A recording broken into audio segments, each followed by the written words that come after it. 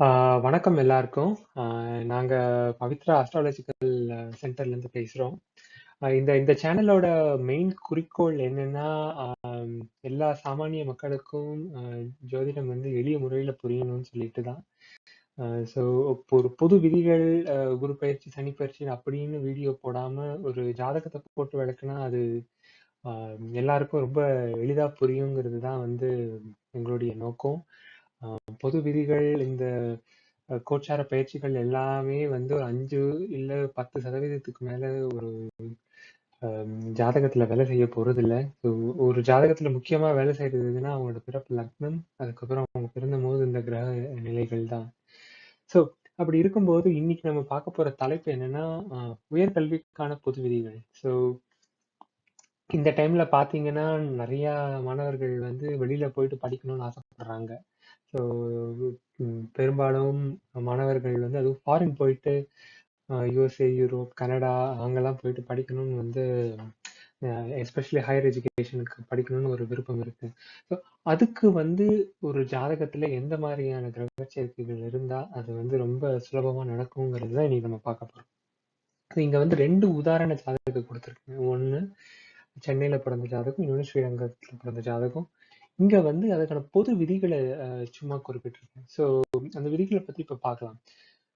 எல்லாத்துக்கும் முதல் விதி என்னன்னா, அந்த லக்னாதிபதி. ஸோ ஒரு லக்னாதிபதி, அதாவது நல்லா இருந்தாதான் வந்து எந்த யோகம், எந்த ஒரு சேர்க்கைகளோட பலன்களும் வந்து நம்மளுக்கு கிடைக்கும்.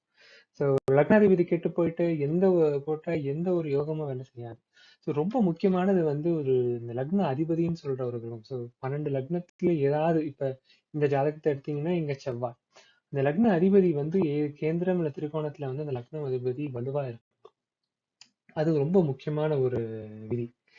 ஆம், அதுக்கப்புறம் வந்து இந்த உயர்கல்வினாவே அது வந்து இந்த லக்னத்துக்கு 9ஆம் இடம். ஸோ நீங்க இந்த விருச்சிக லக்னத்தை எடுத்தீங்கன்னா 1, 2, 3, 4, 5, 6, 7, 8, 9. ஸோ 9ஆம் வீடு வந்து கடகம். இந்த கடகத்து அதிபதியான சந்திரன் வந்து நல்லா இருக்கும். ஸோ அது வந்து ரொம்ப ரொம்ப முக்கியம். ஸோ அதுக்கப்புறம் இந்த காலபுருஷனுக்கும் குரு 9ஆம் அதிபதி. அந்த குருவும் வந்து இந்த ஒரு ஜாதகத்துல 9ஆம் வீட்லயோ அல்லது 1 இல்ல 3ஆம் வீட்லயோ இருந்தா இந்த உயர்கல்விக்கு வந்து அது மிக சாதகமான ஒரு கிரக அமைப்பு. அதுவும் 3ஆம் வீட்ல நிறைய ஜாதகத்துல நான் பார்த்ததுல வந்து இந்த 3ல குரு இருந்தவர்கள் இந்த பிஹெச்டி அது வரைக்கும் போறாங்க. ஏன்னா வந்து 3ல குரு இருந்தா அது 9ஆம் வீட்டையும் அது வந்து பார்வை செய்யும். So அது ஒரு மிக சிறந்த ஒரு கிரக சேர்க்கை. So இது எல்லாத்துக்கும் மேல இவ்வளவு கிரக சேர்க்கைகள் எல்லாம் நல்லா இருந்தாலும் அதுக்கேற்ற நல்ல தசா புத்தி வரும். இந்த ஆராய்ச்சி, உயர் படிப்பு, கல்வி, இந்த புத்திசாலித்தனம் எல்லாத்துக்கும் காரக கிரகம் யாருன்னா புதன். ஸோ நல்ல பருவ வயசுல, அதாவது பாத்தீங்கன்னா ஒரு 20ல இருந்து 30 வயசுக்குள்ள புதன் அல்லது ஒரு குரு அல்லது ராகு கேதுவோட தசைங்க. இந்த கிரகங்களோட தசை வந்து நல்லா ஒரு 20 to 30 வயசுக்குள்ள வந்து ரொம்ப முக்கியமானது வந்து அது நான் வாங்கியிருக்க நட்சத்திர சாரம். இந்த ராகு இல்ல கேதுவோட நட்சத்திர சாரத்துல இருக்கும்பொழுது ஆம், அவங்களுக்கு வந்து ரொம்ப ஈஸியா இந்த ஃபாரினுக்கு போயிட்டு படிக்கிற இந்த வாய்ப்பை வந்து கிரகங்கள் செஞ்சு கொடுக்குது. ஸோ இந்த விதிகள் மட்டும் இல்லை, இதை விட இன்னும் நிறைய விதிகள் இருக்கும். ஸோ இன்னொரு சில விதிகள் சொல்ல போனா இப்போ 9ஆம் வீட்டுல இருந்த கிரகங்களோட தசை நடந்தாலும் அவங்களுக்கு வெளியில போயிட்டு படிக்கிற ஒரு யோகத்தை கொடுக்கும். ஆர் 9ல இருக்கிற கிரகங்களோட சாரத்துல வேற ஏதாவது கிரகம் இருந்தா அந்த தசாபுத்திலையும் வந்து போகிறதுக்கு வாய்ப்பு இருக்கு. ஆனா ஒரு நல்ல உயர்கல்வி, நல்ல வந்து ஒரு மாஸ்டர்ஸ் அந்த மாதிரி போய் படிக்கணும் அப்படின்னா அந்த குரு வந்து நிச்சயமாக வந்து அவங்க ஜாதகத்துல 1, 3, 5 எடுத்துக்கலாம். 5, 9ல இருக்கணும். நிறைய இந்த ஆராய்ச்சி படிப்பு படிக்கிற ஜாதகத்துல எல்லாம் பாத்தீங்கன்னா குரு வந்து பெரும்பாலான ஜாதகத்துல 3 லக்னத்துல இருந்து 3, 5, 9ல தான் இருக்கும். ஸோ இப்ப இந்த முதல் 2 ஜாதகத்தை பார்க்கலாம். ஸோ இந்த முதல் ஜாதகம் வந்து பாத்தீங்கன்னா 21 ஜூலை 1991ல பிறந்திருக்காரு. மதியம் 3 மணி 15 நிமிடம் சென்னையில. அவர் பிறந்தது வந்து பாத்தீங்கன்னா விருச்சிக லக்னம். லக்னத்திலே சந்திரன், 2ல ராகு, 3ல சனி, 8ல கேது, 9ல சூரியன், குரு, 10ல புதன், செவ்வாய், சுக்கிரன். ஸோ இந்த லக்னத்தோட அதிபதி யாருன்னு பாத்தீங்கன்னா செவ்வாய். செவ்வாய் வந்து 10ல சிம்மத்துல இருக்காரு. ஸோ செவ்வாய்க்கு வந்து சிம்மங்கிறது மிகவும் பிடிச்ச வீடு. அதுக்கு ஒரு முக்கியமான காரணம் என்னன்னா, இந்த சிம்மத்துக்கு வந்து பாத்தீங்கன்னா அவரோட 2 சொந்த வீட்டுக்கும் அவர் மறையவே மாட்டார். ஸோ அவரோட விருச்சிகத்துல இருந்து 10ல சிம்மமா இருக்கும், மேஷத்துல இருந்து 5ல சிம்மமா இருக்கும். ஸோ செவ்வாய்க்கு வந்து சிம்ம ராசிங்கிறது ரொம்ப பிடிச்ச வீடு. கூட புதன், சுக்கிரன் 2 கிரகங்களும் 10ல இருக்கு. ஜாதகத்துல 9ல வந்து சூரியன், குரு. குரு உச்சம், லக்னத்துல வந்து சந்திரன் நீசம். நீங்க நீசம்னு எடுத்துக்க வேண்டாம் ஆக்சுவலா. ஏன்னா வந்து அந்த சந்திரனை குரு 5ஆம் பார்வையாவும் பாக்குறாரு, செவ்வாய் 4ஆம் பார்வையாவும் அந்த சந்திரனை பாக்குறாரு. இதுல ரொம்ப முக்கியமான விஷயம் என்னன்னா, நீங்க இப்ப ஒரு பாவத்து சம்பந்தமா நீங்க ஆராய்ச்சி பண்ணும்போது அந்த பாவத்தை லக்னமா போட்டுக்கணும். இப்போ 9ஆம் பாவத்தை நீங்க லக்னமா போட்டீங்கன்னா, ராஜயோக கிரகங்கள் எதுனா செவ்வாய், சந்திரன், அதுக்கப்புறம் குரு. இந்த 3மே வந்து அந்த சந்திரனை பார்க்க, இந்த குருவும் செவ்வாய் 2 கிரகம் சேர்ந்து சந்திரனை பார்க்கறது வந்து இந்த ஆராய்ச்சி படிப்புக்கு வந்து ரொம்ப சாதகமான கிரக அமைப்பு. சரி, இந்த முதல்ல இந்த கிரகங்களோட இதை பார்த்தாச்சு. இப்ப அதுக்கான தசைங்க சப்போர்ட் பண்ண, அதுதான் ரொம்ப முக்கியம். இது எல்லாம் இருந்தும் தசை சப்போர்ட் பண்ணலன்னா வந்து அந்த ஆராய்ச்சி படிப்புக்கான அந்த இதுவே சான்ஸே கிடைக்காது ஜாதகத்துக்கு. ஸோ இவர் பிறக்கும்போது கிட்டத்தட்ட 15 வருஷம் 6 மாசம் சனி தசை நடக்குது. சனி 3ல இருக்காரு. ராசி லக்னப்படியும் பாவி சனி 3ல, ராசிப்படியும் சனி 3ல மறைஞ்சு சனி தசை ஓகே. சனி வந்து சந்திரனுடைய நட்சத்திரத்துல இருந்து சனி தசைய நடத்தி முடிந்தது. அதுக்கப்புறம் கிட்டத்தட்ட 16 வயசுல இருந்து இவருக்கு புதன் தசை. லக்னத்துக்கு அஷ்டமாதிபதி லாபாதிபதி தசை 10ல. இது ரொம்ப முக்கியமானது என்னன்னா, புதன் வாங்கியிருக்கிற நட்சத்திரம் வந்து கேதுவோட நட்சத்திரம். கேது வந்து 8ல, அதுவும் புதனோட மிதுன வீட்டுல. இதுதான் இதுல வந்து இவர ஆராய்ச்சி படிப்புக்கு தூண்டின முக்கியமான காரணமே. இந்த புதன் தசை கரெக்டான 16 வயசுல ஆரம்பிச்சு அவர் வாங்கியிருக்கிற சாரம் எதுன்னு பாத்தீங்கன்னா அந்த கேது. ஆராய்ச்சிக்கு உண்டான கிரகங்களே வந்து அந்த ராகு கேது தான். ஸோ அதுவும் அந்த ராகு கேதுங்க புதனோட எப்படியாவது வந்து சம்மந்தப்பட்டு இருந்தா வந்து சம்மந்தப்பட்டு அந்த தசாபுத்தியில வந்து நல்ல ஒரு இந்த யோசிக்கிற தன்மை, கொஞ்சம் இந்த படிப்புல நல்ல ஒரு முன்னேற்றம், அதெல்லாம் இந்த கிரகங்கள் கொடுக்கும்.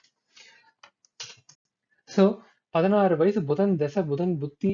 அப்ப வந்து அவரு இங்க இந்தியால தான் இருக்காரு. அதுக்கப்புறம் புதன் தசை கேது புத்தி முடியுது. புதன் தசை சுக்கிர புத்தியில வந்து என்ன பண்றாருன்னா, அதுக்கான எல்லா இதையும் அந்த வெளிநாட்டு போக்குறதுக்கான எல்லா வேலைகளையும் ஆரம்பிக்கிறார்.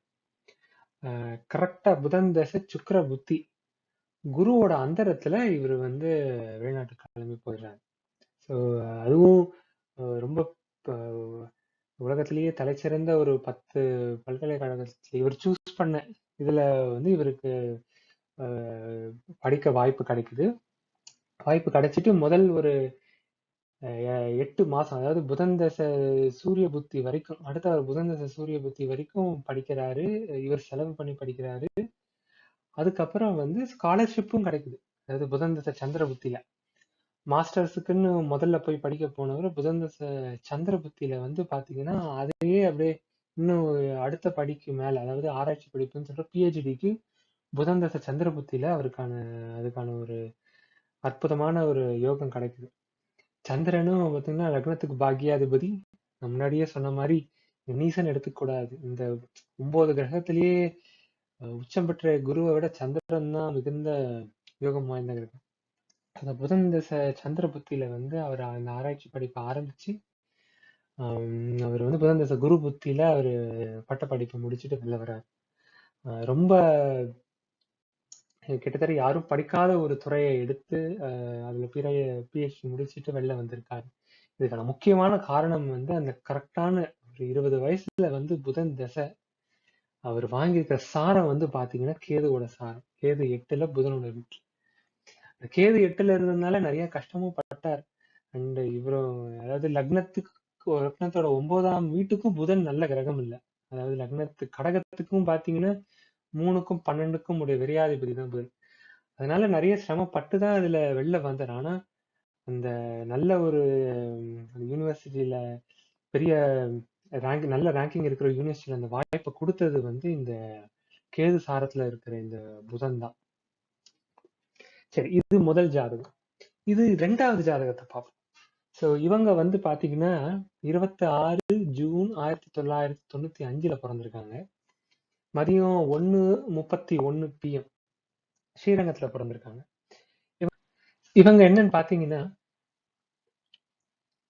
கன்னியா லக்னம், 2ல ராகு, 3ல குரு, 7ல சனி, 8ல கேது, 9ல புதன், சந்திரன், சுக்கிரன், 10ல சூரியன், 12ல செவ்வாய். முன்னாடி சொன்ன அதே மாதிரிதான். ஸோ இந்த விதிகள் அப்படியே நீங்க பொருத்தி பாருங்க, இதுலயே வரும். ஸோ இவங்க வந்து இவங்களோட லக்னாதிபதி புதன் 9ஆம் வீட்லயே இருக்காங்க. இது ஒரு அற்புதமான ஒரு பிளானட்டரி பிளேஸ்மெண்ட். ஏன்னா 9ஆம் வீட்டுக்கும் புதன் வந்து தன பஞ்சமாதிபதி. அவரு லக்னத்துக்கும் லக்னாதிபதி 10ஆம் அதிபதி, 9ஆம் வீடு உயர்கல்விக்கும் அவரு தன பஞ்சமாதிபதி. இது ஒரு மிகச்சிறப்பான ஒரு பிளேஸ்மெண்ட். அது கூடவே வந்து அவருடைய நண்பரான சுக்கிரனோட அங்க இருக்காரு. சுக்கிரன் அங்க ஆட்சி, கூட வந்து சந்திரன் உச்சம். இது எல்லாத்துக்கும் மேல அந்த சொன்ன மாதிரி குருவும் 3ஆம் வீட்டுல இருந்து 9ஆம் வீட்டை பார்க்க அதாவது டைரக்டா வந்து அது பார்வை செய்யறாரு. ஸோ இவங்களுக்கு வந்து பாத்தீங்கன்னா இவங்க பிறக்கும் போது ரோஹிணி 4ஆம் பாதத்துல பிறக்கிறாங்க. ரோஹிணி 4ஆம் பாதத்துல பிறந்து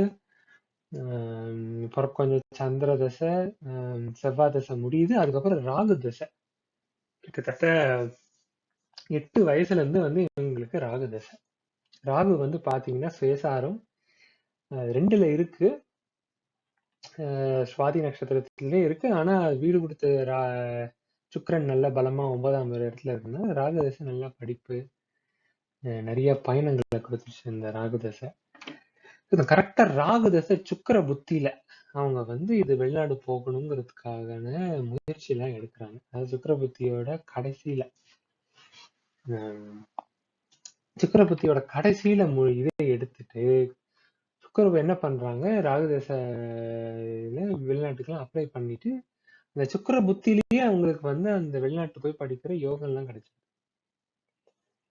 அதுக்கப்புறம் ராகு தசை சூரிய புத்தி, இந்த லக்னத்துக்கு பயணத்தை 12ஆம் அதிபதி பயணத்தை, அதாவது தொலைதூர பயணத்தை குறிக்கிற சூரியன் 10ல அந்த ராகு தசை சூரிய புத்தி ஆரம்பிச்சு ஒரு 10 நாள், எக்ஸாக்டா சொன்னா ஒரு 10 நாள்ல வந்து அவங்க வெளியில கிளம்பி போயிட்டு படிக்க ஆரம்பிச்சிடுறாங்க.